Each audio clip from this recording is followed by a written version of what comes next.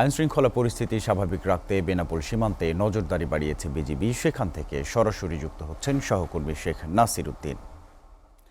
নাসির, আমরা জেনেছি যে বেনাপোল সীমান্তে বিজিবির তৎপরতা বেড়েছে। আদৌ দৃশ্যত কি পরিবর্তন আপনি সেখানে দেখতে পাচ্ছেন?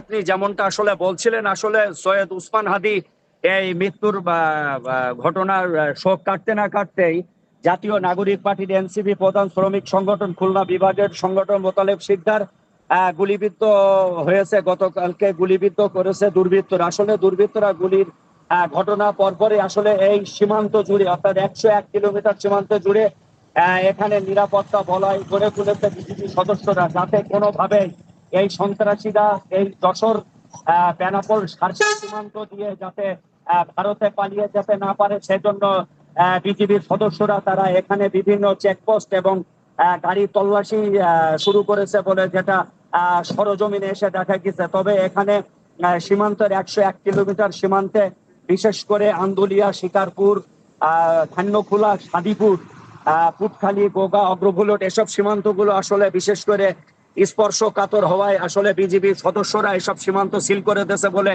আমাকে যেমনটা জানিয়েছেন যশোর 49 বিজিবির অধিনায়ক লেফটেন্যান্ট কর্নেল সাইফুল্লাহ সিদ্দিকী। খুলনার অধীনস্থ যে 31 কিলোমিটার সীমান্ত আছে, গোগা, কাইবা, রুদ্রপুর, আসলে এসব সীমান্তগুলো বিজিবি সিল করে দিয়েছে বলে যেটা আমাকে নিশ্চিত করেছেন খুলনার বিজিবির ব্যাটালিয়ন অধিনায়ক খুরশিদ আনোয়ার। তিনি আমাকে যেমনটা জানিয়েছেন। তবে আসলে সীমান্তে অতিরিক্ত বিজিবি মোতায়েন হয়েছে এবং এখানে সাদা পোশাকধারী গোয়েন্দা তৎপরতা বৃদ্ধি করেছে। আসলে বিজিবির ঊর্ধ্বতন কর্মকর্তারাও সীমান্তে তারা দিনে রাতে টহল আসলে মনিটরিং করছে বলে যেটা সরজমিনে গিয়ে দেখা গেছে। তবে বিজিবির সদস্যরা এখানে তৎপর আছে যাতে কোনোভাবে এই সীমান্ত ব্যবহার করে ভারতে যেতে না পারে, সেজন্য বিজিবি নিরলসভাবে কাজ করে যাচ্ছে। আমি যেখানে দাঁড়িয়ে এখন কথা বলছি এটি হলো একটি যশোর বেনাপোল মহাসড়কের আমলাখালী চেকপোস্ট।